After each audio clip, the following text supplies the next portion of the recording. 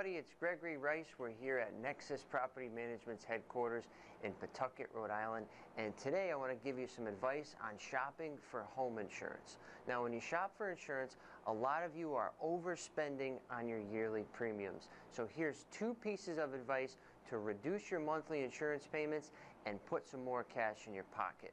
So the first tip you could do is insure the property not for the replacement cost, but for the purchase price. So here's the difference. The replacement cost is going to be the entire cost to replace that building in the event that it burns down.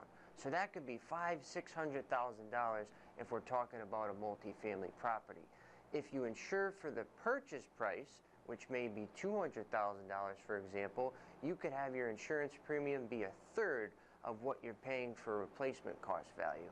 Now, the second way to reduce your insurance premium is to increase your deductible. So instead of a $500 deductible or a $1,000 deductible, increase that to say $2,500.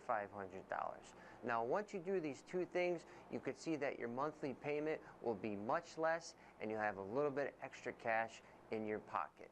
So once again, this is Gregory from Nexus Property Management, your property managed.